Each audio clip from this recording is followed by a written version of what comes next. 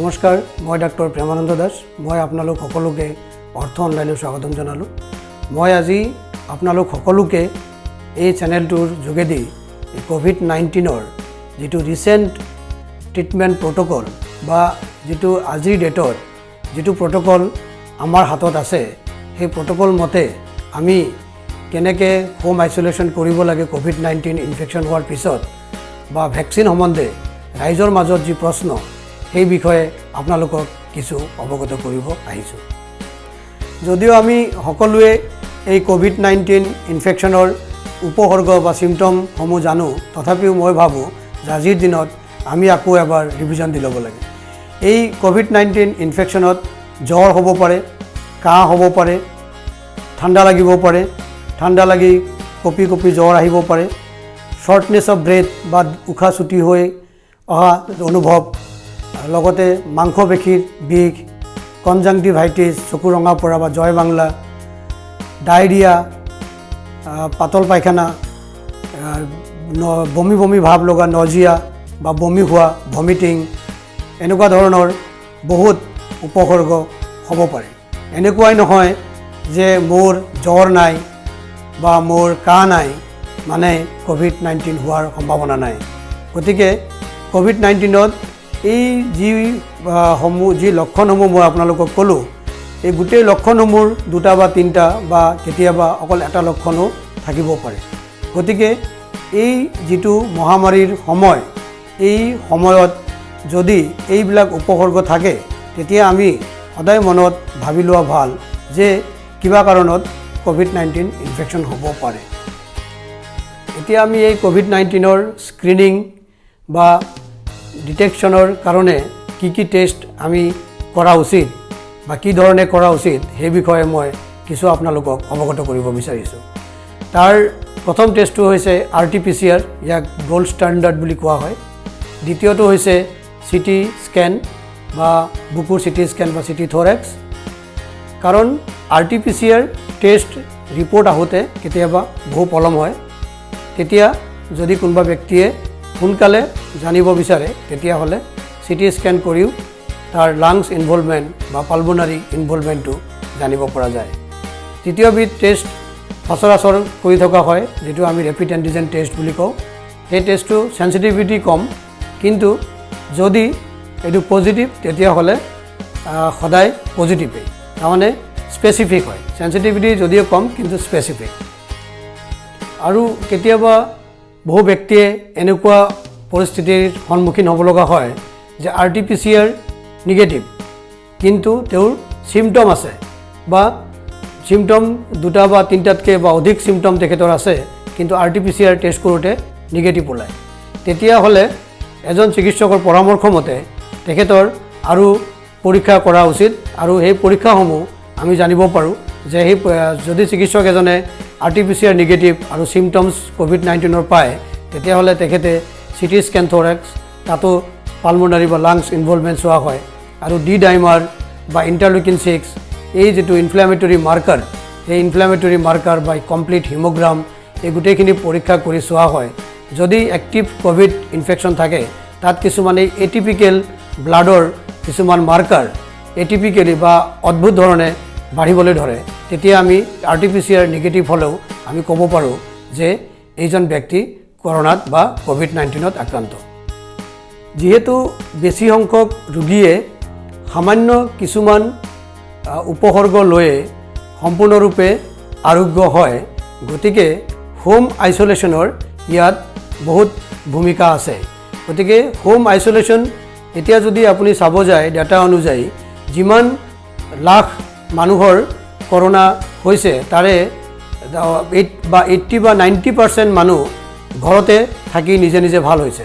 গতিকে এই home isolation কৰিবলৈ হ'লে আপোনাৰ হাতত কি কি থকা উচিত, সেই বিষয়ে জানোৱা হওক। এতিয়া এই হোম আইচলেশ্যনত যিহেতু আমি ইমান দিনে কৰোণাৰ বিষয়ে বহুতে জানিলোঁ, বহুতে শুনিলোঁ, বহুতে পঢ়িলোঁ, গতিকে এতিয়া আমি দেখিছোঁ যে এই যদি কোনোবা এজন ব্যক্তিৰ কৰোণাত পজিটিভ হয়, তেতিয়া তেওঁ লগে লগে চিন্তা কৰিব লাগে যে পালছ অক্সিমিটাৰৰ কথা, লগে লগে চিন্তা কৰিব লাগে থাৰ্মোমিটাৰৰ কথা, লগে লগে চিন্তা কৰিব লাগে এটা BP মেচিনৰ কথা। গতিকে এজন হোম আইচলেটেড ৰোগীয়ে কৰোনা ৰোগীয়ে তেওঁৰ লগত thermometer pulse oximeter BP machine পাৰিলে যদি সুবিধা হয় বিপি চোৱা যদি প্ৰেছাৰ ব্লাড প্ৰেছাৰ জোখা মানুহ কোনোবা ঘৰত থাকে তেতিয়া ব্লাড প্ৰেছাৰ জোখা মেচিন আৰু যদি ডায়েবেটিছ থাকে কোনোবা ব্যক্তিৰ তেতিয়াহ'লে গ্লুকোমিটাৰ গতিকে থাৰ্মোমিটাৰ পালছ অক্সিমিটাৰ স্পিগমোমেনোমিটাৰ আৰু লগতে গ্লুকোমিটাৰ এইকেইটা যন্ত্ৰৰ আপোনাৰ হয়তো আৱশ্যক হ'ব পাৰে আৰু এই হোম আইচলেশ্যনত লাগিবলগীয়া দৰৱসমূহ যেনে paracetamol vitamin C vitamin D আৰু বুডেছনাইট ইনহেলাৰ এই কেইবিধ দৰৱৰ হয়তো প্ৰয়োজন হ'ব পাৰে বা চিকিৎসকৰ পৰামৰ্শ অনুযায়ী এই কেইবিধ দৰৱো আমি ঘৰত ৰখাটো উচিত এতিয়া এই মেচিনসমূহৰ জৰিয়তে আমি কেনেকৈ যদি এজন ব্যক্তিৰ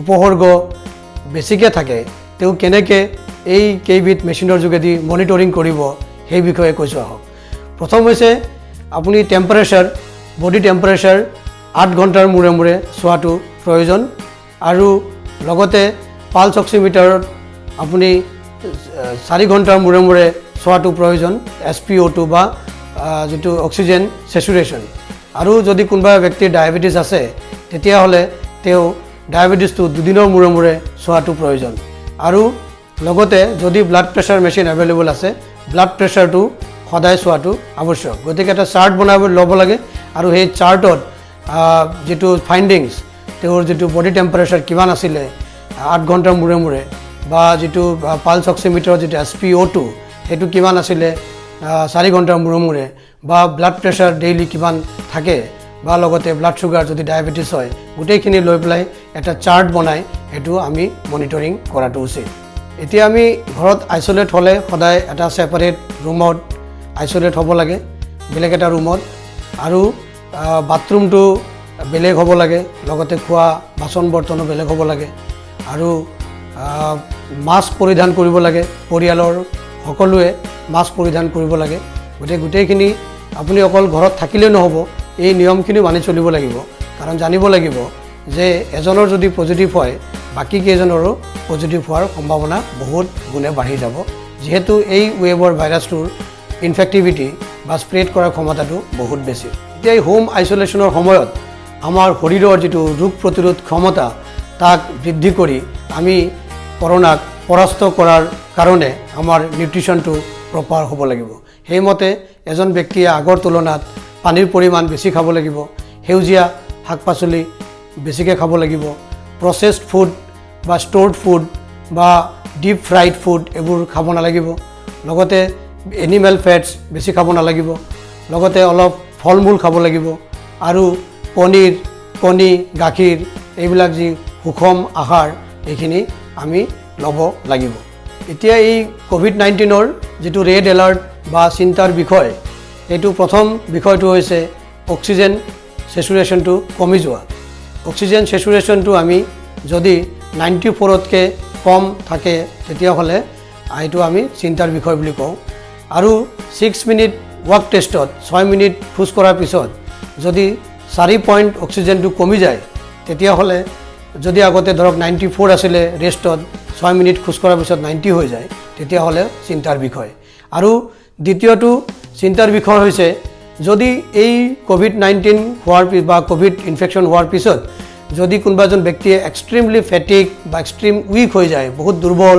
একেবাৰে উঠিব নোৱাৰা হৈ যায় মানে এজন সুস্থ ব্যক্তি হঠাতে যদি তেনেকুৱা এক্সট্ৰিমলি ফেটিক বা এক্সট্ৰিম উইক হৈ যায় তেতিয়াও চিন্তাৰ বিষয় আৰু তৃতীয়টো চিন্তাৰ বিষয় হৈছে যদি কোনোবা এজন ব্যক্তিৰ হঠাতে ব্লাড প্ৰেছাৰ কমি যোৱা গতিকে হঠাতে ব্লাড প্ৰেছাৰ কমি যোৱাটো এটা চিন্তাৰ বিষয় আৰু চতুৰ্থ চিন্তাৰ বিষয় হৈছে যদি খুব হাই ফিভাৰ বা উশাহ ল'বলৈ কষ্ট হোৱা যদিও অক্সিজেন স্যাচুৰেশ্যন লেভেলটো ঠিকেই থাকে কিন্তু উশাহ ল'বলৈ কষ্ট অনুভৱ কৰা আৰু হাই ফিভাৰ থাকে তেতিয়াহ'লেও এই কোভিড-19 ইনফেকশ্যনত চিন্তাৰ বিষয় প্ৰথমটো হৈছে অক্সিজেন কমি যোৱা দ্বিতীয়টো এক্সট্ৰিম ফেটিক বা দুৰ্বল হোৱা তৃতীয়টো হৈছে হাই ফিভাৰ বা উশাহ ল'বলৈ কষ্ট হোৱা আৰু চতুৰ্থটো হৈছে ব্লাড প্ৰেছাৰ কমি যোৱা গতিকে এইকেইটা যদি এই চাৰিটাৰ যদি কোনোবা এটা উপসৰ্গ বা কোনোবা এটা যদি চিমটম আছে কোনোবা এজন ব্যক্তিৰ তেওঁ সোনকালে চিকিৎসকৰ পৰামৰ্শ ল'ব লাগে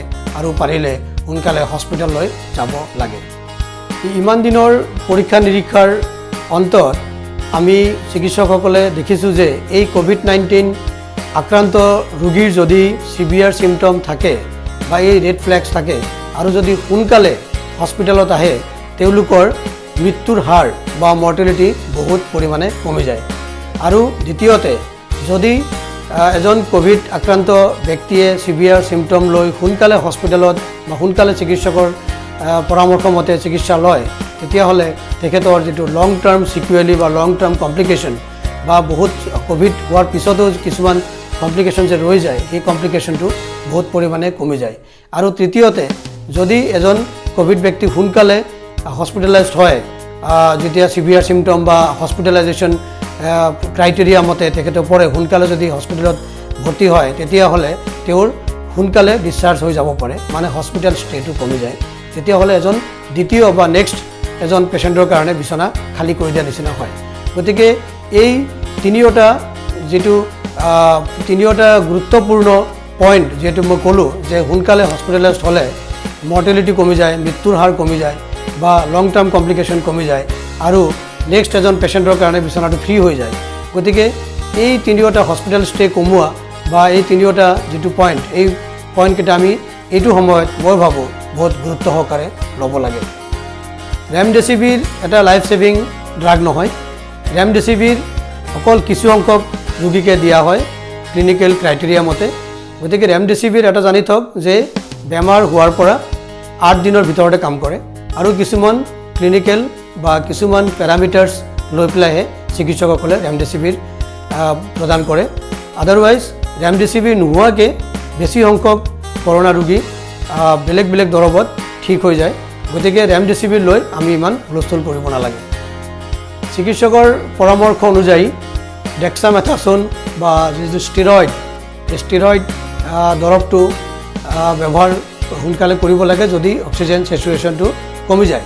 আৰু ডায়েবেটিছ থাকিলে ইয়াত স্পেচিয়েল ফ'ল' আপ লাগে বা কেতিয়াবা লগতে ইনচুলিন বা ডায়েবেটিছৰ যি দৰৱ সেইটো লগতে ল'ব লাগে। গতিকে এই ষ্টেৰইডৰ ৰেমডেছিভিৰতকৈ বেছি ৰোল আছে আৰু ষ্টেৰইডটো আমি লাইফ ছেভিং বুলি ইয়াত কোৱা হৈছে। ভেকচিন লৈ আমাৰ মাজত বহুত প্ৰশ্ন। প্ৰথম প্ৰশ্নটো হৈছে এক্টিভ কোভিড ইনফেকশ্যন হোৱাৰ পিছত কোভিড ইনফেকশ্যন ৰিকভাৰী হোৱাৰ পিছত ভেকচিন ল'ব পাৰিবনে নাই? হয়, পাৰিব। এই ভেকচিন আপুনি 28 দিনৰ ৰিকভাৰী হোৱাৰ কোভিড ইনফেকশ্যন ৰিকভাৰী হোৱাৰ 28 দিনৰ মূৰত পাৰিব। দ্বিতীয় প্ৰশ্নটো হৈছে ফাৰ্ষ্ট ড'জ লোৱাৰ পিছত কোভিড ইনফেকশ্যন হৈ গ'ল, এতিয়া ছেকেণ্ড ড'জটো ল'ব পাৰিবনে নাই? হয়, পাৰিব। এতিয়া হৈছে যে এই ফাৰ্ষ্ট ড'জটো লোৱাৰ পিছত যে ইনফেকশ্যন হ'ল সেইটো ভেকচিনৰ কাৰণে হৈছে নেকি? নহয়, এইটো ভেকচিনৰ কাৰণে হোৱা নাই। ভেকচিনে ইমান এক্টিভ ইনফেকশ্যন কৰিব নোৱাৰে এতিয়ালৈকে যিমান পৰীক্ষা নিৰীক্ষা কৰি দেখিছে। গতিকে এই প্ৰশ্নটো আমি জনাই ভাল বা এই প্ৰশ্নটো আমি উত্তৰটো জানি থোৱা ভাল যে ভেকচিনৰ কাৰণে এক্টিভ কোভিড ইনফেকশ্যন নহয়। এতিয়া হৈছে যে এই প্ৰথম ভেকচিন লোৱাৰ পিছত কোভিড ইনফেকশ্যন হৈ গ'ল, কোভিড ৰিকভাৰী হ'ল, তেতিয়া আকৌ দ্বিতীয় ড'জটো বা লোৱাৰ সময়ত তেওঁ ভাবিব যে মই আকৌ কমপ্লিট ফাৰ্ষ্ট ছেকেণ্ড ড'জ ল'ব লাগিব নেকি? এইটো নালাগে, দ্বিতীয় ড'জটো ল'লে হ'ব। অকল ৰিকভাৰী হোৱাৰ পিছত কিছু ব্যৱধান ৰাখিব লাগিব। মানে কোভেক্সিন যদি লোৱা থাকে মানে কিল ভাইৰাছ যদি লোৱা থাকে তেতিয়াহ'লে 30 দিন আৰু যদি লাইভ ভাইৰাছৰ বা কোভিচিল্ডৰ লোৱা থাকে তেতিয়াহ'লে 50 দিন ৰিকভাৰীৰ পৰা 50 দিন পিছতে দ্বিতীয় ড'জটো ল'ব পাৰিব। আৰু তৃতীয় প্ৰশ্নটো হৈছে যে দুটা ভেকচিন ল'লোঁ তথাপি ইনফেকশ্যন হৈ গ'ল, এই বেমাৰটো ভেকচিনৰ পৰা মোৰ হ'ল। এইটো উত্তৰটো নহয়, কাৰণ এই দুটা ড'জে ভেকচিন ল'লেও আপুনি লিটাৰেচাৰ মতে বা যিটো ষ্টাডিত চাই ল'ব 60 to 90% ইয়াত মানে ভেকচিনৰ যিটো এফিকেচি আছে, কিন্তু এফিকেচি কিছুমান ক্ষেত্ৰত 100% বুলি ভাবিব ল'ব লাগিব। যিটো আমি কওঁ যিটো কমপ্লিকেশ্যন, কোভিড ভেকচিন লোৱাৰ পিছত ইনফেকশ্যন হ'লেই হুলস্থুল কৰিব নালাগে। গতিকে আপুনি চাওক যে কোভিড ভেকচিন ভেকচিন লোৱাৰ পিছত তেওঁৰ চিভিয়াৰিটি কিমান হৈছে, তেওঁৰ কমপ্লিকেশ্যন কিমান ৰিডিউচ হৈছে, সেই বস্তুটো চাওক। গতিকে আজিৰ ডেটত মই ভাবোঁ যে আমাৰ যিখিনি চিকিৎসা কৰ্মীয়ে এতিয়া চিকিৎসা প্ৰদান কৰি আহিছে, যিহেতু আমাক প্ৰথম ভেকচিনেশ্যন কৰা হ'ল, গতিকে মই দেখিছোঁ যে এই চিকিৎসা কৰ্মী বা চিকিৎসক, নাৰ্ছ, পেৰামেডিকেল ষ্টাফ বা যিখিনি হস্পিটেল ষ্টাফ তেওঁলোকৰ কোভিড ইনফেকশ্যনৰ চিভিয়াৰিটি বা কোভিড ইনফেকশ্যন হোৱাৰ ৰেটটো বহুতেই কম যদি জেনেৰেল পাব্লিকৰ বা জেনেৰেল পপুলেশ্যনৰ লগত তুলনা কৰা হয়। গতিকে ইয়াতে আমি প্ৰমাণ আমি ঘৰতে পাই যাওঁ যে এইবাৰ যিহেতু আমাৰ যিটো ডক্টৰ্ছৰ গ্ৰুপ থাকে তাত আমি সদায় মেছেজ পোৱা নাই যে এইজন ডক্টৰ আক্ৰান্ত হৈ গ'ল, এইজন চিকিৎসক, এইজন চিষ্টাৰ বা এইজন হস্পিটেল ষ্টাফ আক্ৰান্ত হৈ গ'ল, আমি তেনেকুৱাকৈ পোৱা নাই অনলি বিকজ অফ ভেকচিন। কাৰণ আমি ভেকচিন লোৱাৰ পিছত আমি কিছু পৰিৱৰ্তন দেখিছোঁ। যিহেতু আমাৰ চিকিৎসকসকল সমানে কোভিড ৰোগীক আগৰ তুলনাত হঠাতে যিহেতু বহুত বেছি ৰোগী আহিছে, গতিকে বহুত বেছি ৰোগীক একেলগে চিকিৎসা প্ৰদান কৰি আছে, তথাপিও ইমান হাৰে আমাৰ চিকিৎসক বা চিকিৎসাকৰ্মী বা হস্পিটেল ষ্টাফ বা যিখিনি আমাৰ ফ্ৰণ্টলাইন ৱাৰিয়ৰ তেওঁলোকৰ ইমান ইনফেকশ্যন হোৱা নাই। কাৰণ আমি ভাবি আছোঁ যে এই ভেকচিন আমাক বহুতখিনি সুৰক্ষা দি আছে। গতিকে এই ভেকচিনৰ যিটো লৈ পেলাই আপোনালোকৰ যদি কিবা ভেকচিন লৈ কিবা ডাউট আছে বা যদি কিবা ধৰক বেলেগ আপোনাৰ যিটো হোৱাটছএপৰ বেলেগ ধৰণৰ ভিডিঅ'ৰ যোগেদি যদি আপোনালোকক বেলেগ ধৰণে কিবা মটিভেট কৰিছে ভেকচিন নোলোৱাৰ কাৰণে, গতিকে আপোনালোক সেইটোত নাযাব। মই আপোনালোকক এটাই ৰিকুৱেষ্ট কৰোঁ মোৰ এই চেনেলৰ যোগেদি যে ভেকচিন যদি আপুনি পাইছে সোনকালে লওক আৰু ভেকচিন লওক। লগতে যিটো আমি লকডাউনলৈ আশা নকৰিব, লকডাউন আপুনি চেল্ফ লকডাউন কৰক ঘৰতে পাৰিলে। ঘৰতে আপুনি যদি আপোনাৰ তেনেকুৱা বিশেষ নগ'লেও হয় বা আপুনি পৰিয়াল চলাব পাৰে, তেতিয়াহ'লে আপুনি ভাবি লওক যে মোৰ লাইফটো প্ৰিচিয়াছ, গতিকে তেওঁ যদি ক্ৰাউডৰ পৰা বা বাহিৰত যোৱাৰ পৰা বিৰত থাকক আৰু পাৰিলে আপুনি ঘৰতে হোম আইচলেট কৰক। চেল্ফ যিটো লকডাউন সেই চেল্ফ লকডাউন কৰক। আজি মই আপোনালোকৰ পৰা বিদায় লৈছোঁ আৰু যদি মোৰ এই কোৱাখিনি ভাল লাগিলে বা আপুনি ভাবে যে এইখিনি বেলেগেও চালে উপকৃত হ'ব, তেতিয়াহ'লে মোৰ অৰ্থ অনলাইন ইউটিউব চেনেল আৰু ফেচবুক পেজ লাইক কৰিব আৰু শ্বেয়াৰ কৰিব। ধন্যবাদ।